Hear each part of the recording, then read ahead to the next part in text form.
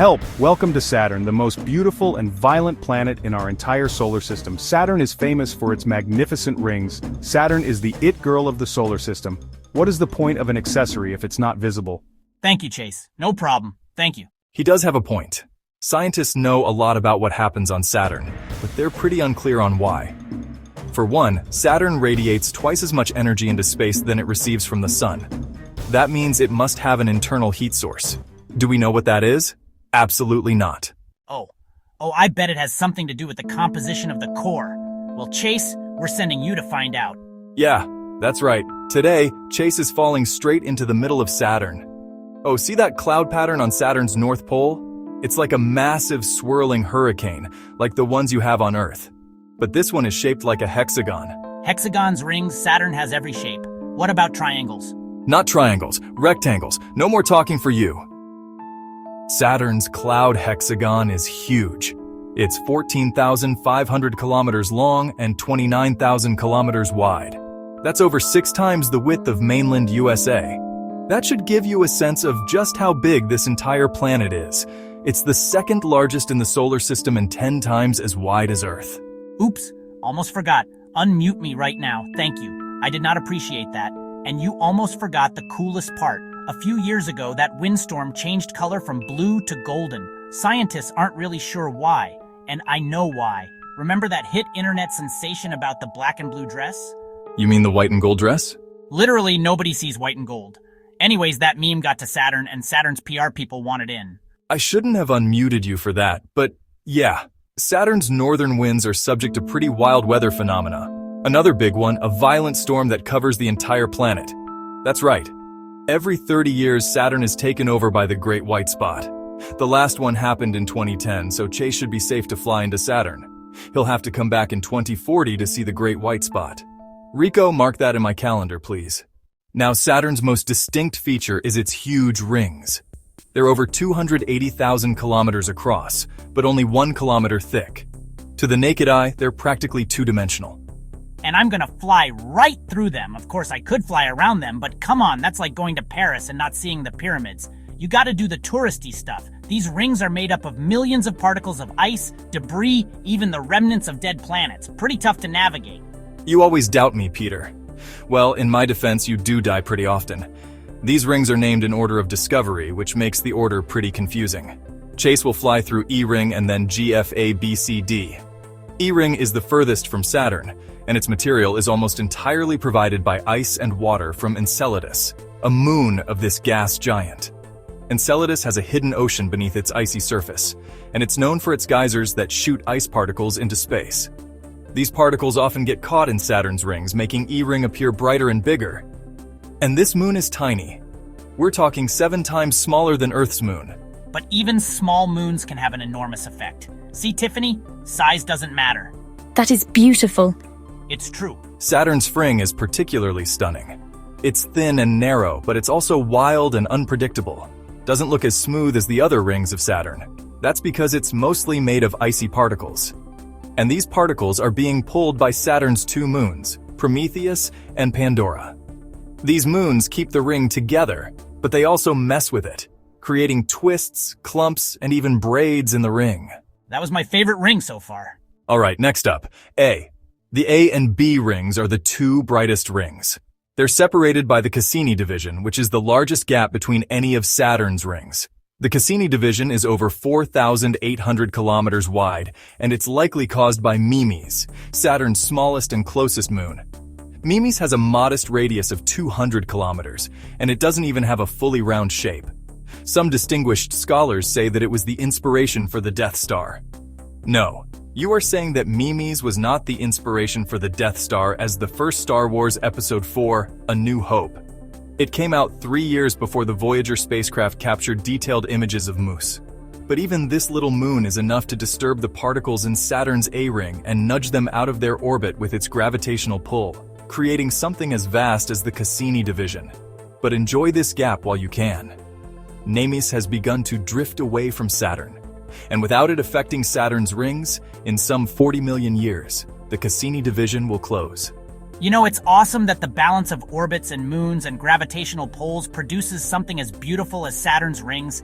It really makes me think about the way that we're all a web of interconnectivity. How even small things can have an unexpectedly huge impact in people's lives. Wow, Chase, that's really profound. It's like that time that Rico forgot to warn me about a crater on Pluto and I fell and broke my neck. One littling robot. So much trouble. Anyways, I'm about to fly through C, and I gotta be mega careful because Titan, Saturn's biggest moon, creates these gravitational tsunamis. It's true. Titan's gravity creates a 2 kilometers wall of ice particles that orbits around the ring. Scientists call them tsunamis, but they move pretty slow, so Chase will be fine. All right, made it through C. Just one more ring to go and then I'll begin my descent into the atmosphere. Check it out. I got this sick space balloon that'll help me descend into the atmosphere. Caught it for half off from the returns bin. Pretty sick. Now, the last time a spacecraft approached Saturn, well, it didn't end well for it. The Cassini spacecraft orbited this giant for over a decade. And finally, in 2017, scientists intentionally crashed it into the planet so that it wouldn't contaminate any potential habitable moons. They literally vaporized the entire ship. The debris might even be part of these rings now. Wow, that's really poetic. Like bodies returning to the soil. Of course, none of that's going to happen with me. Me and my clearance balloon plan on surviving this one. I peg our chances at around 80%. Oh, is that a rip? That duct tape fixes that. Saturn is mostly hydrogen and helium, which makes Saturn the only planet less dense than water. Yeah, if you threw it into a giant lake, it would float. Rico, read the atmospheric composition. Calculating 75% hydrogen and 25% helium with traces of methane and water ice. You needed a calculation for that? What are you doing with your free time? To get all the way to the center of Saturn, you'd have to first go through the thick gaseous atmosphere, and then through a layer of liquid hydrogen, then through metallic hydrogen, and finally reach the incredibly rocky core. Now, you'd be passing through Saturn's troposphere, and it's freezing. The temperature here is about minus 75 degrees C. Yeah, I'm feeling the chills. Okay, let's go. Yeah, you entered the atmosphere right around Saturn's equator, which is where the winds are the fastest, not the best move. The gas planet rotates on its axis once every 10 hours and 33 minutes, which is incredibly fast for such a large planet. This speed means that Saturn actually bulges a little around its equator like me, and concentrates jet streams in that area. Add so much heat rising from Saturn's interior, and you get high-energy winds that reach up to 1,800 km/h. That's 4 times as fast as the fastest hurricane winds on Earth. You do not want to get caught in anything like that. Ro, slow me down. Calculating. What are you calculating? Slowdown initiated. Oh, I'm going to be sick. Oh God, Rico.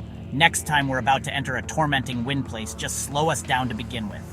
Manual override needed to activate wind countering. You're about as helpful as usual. Oh God, what is that smell? You're currently in Saturn's top cloud layer, 100 kilometers below the top of Saturn's troposphere. The clouds here are almost entirely ammonia and ammonia ice, which have a notoriously bad pungent smell. And the temperature here is about minus 250 degrees C. All this ammonia in Saturn's cloud tops is what gives Saturn its yellow hue. You know, other than the horrible smell, the freezing temperature, and Rico's inability to use a calculator, this place isn't that bad. We moved away from the equator, so the wind's a little slower. The pressure is, Rico, give me a pressure reading. 400 millibars. That's like 40% of Earth's pressure. Honestly, I'm chilling. After the stinky ammonia clouds comes the second cloud deck made of ammonium hydride clouds. Rico, another pressure read. 1.7 bars. Oh, okay, that's not that bad. That's like just a little bit more than Earth. All right, let's keep going down. 170 kilometers below the troposphere. Temperature reading, 70 degrees C. Oh God, it smells even worse here. What is going on? Ammonia hydride detected. Oh, great. My 2 favorite scent combos together at last, urine and fart. Chef's kiss. At this depth, the pressure is about 5 bars. That's like scuba diving in a depth of about 35 m. Not pleasant, but it's not unimaginably painful either. No, my sinuses are starting to burn. If I just don't use my nose, I can get through this. As the pressure and temperature steadily increase deeper into Saturn's atmosphere, more complex compounds form. The upper layers of Saturn only have ammonia ice, but as you go deeper, you'd be surrounded by ammonium hydride. Sadly for Chase, Complex compounds don't always mean better smelling ones. Yeah, I'm still waiting for Chanel number 5 to make a planet, but it's getting a little warmer in here, so soon it'll feel like a tropical vacation. You are 220 kilometers below the troposphere. Temperature reading 0 degrees C. Pressure reading 10 bars. This is Saturn's thickest cloud layer. It spans 10 kilometers and is mostly made of water, ice, and some ammonium droplets. What's happening? High pressure is causing balloon deflation. Oh, okay. So I guess when I came up with this balloon idea, I was thinking about descending into the planet, and I forgot to think about ascending on the way back out. Yikes. The cloud layers and outer atmosphere are just 17% of Saturn. The other 83% is almost entirely made up of liquid hydrogen, with a relatively small rocky core at the very center. This deep into Saturn's atmosphere, the pressure is extremely high and it's constantly increasing. All this incredible pressure does one interesting thing. It turns hydrogen gas into a liquid. So just 500 kilometers below the troposphere, the pressure is 1,000 times higher than it is on Earth. This is really unpleasant. It's hot, and it hurts. It's hot, it's so hot, and it's a liquid, not a gas. It's hot and it's counterintuitive too. That's just the power of 1,000 bars of pressure. Rico, what is it? Temperature. Rico, calculate temperature, please. Calculating 730 degrees. Okay, and how's my balloon doing? Heat and pressure accelerating balloon deflation. Oh, that's not good. That's not good at all. That's not good for Chase, boy. Oh no, 17% inflation. Oh man. Man, if only real inflation rates would come down this quick, I could buy eggs again. 13% inflation. Okay, you can stop now. Seriously, next time I'm installing a reinflate feature or a go-up feature or a grappling hook something. 0% inflation, huh? Well, Chase is currently falling through 60,000 kilometers of liquid hydrogen. As he goes deeper into Saturn, the pressure will become even more unbearable. Soon, it'll get as high as 2 megabars. That's 2 million times the pressure you experience on Earth. At this point, atoms are under so much pressure that they can't maintain their shape. The pressure literally squeezes the atoms so much that their electrons create an electrically conductive layer in the planet, metallic hydrogen. This layer is 30,000 kilometers thick and surrounds Saturn's rocky core. But let's see if Chase makes it that far. Temperature reading 5,700 degrees. Oh, Rico, do not malfunction. If anything in this suit zaps, I'm gonna get fried. Rico, we found it. Oh, man. Okay, let's just read the composition and then get out of here. Okay, the first people to see Saturn's core. This is awesome. Oh, Rico, come on. Help. Rico, just get the retract. Oh, that wasn't so bad. There was just... Well, that's it for Chase. Despite all the pressure, heat, and weirdness of liquid hydrogen, he almost reached the core of Saturn. You know, metallic hydrogen is an incredibly conductive layer. It's surprising that Chase lasted so long. The incredible pressure and heat this deep in Saturn's atmosphere should have turned him into a burnt lump of human coal a long time ago. Now, where should we send Chase next? How about the planet with the strongest winds? Well, that's a story or another. What if?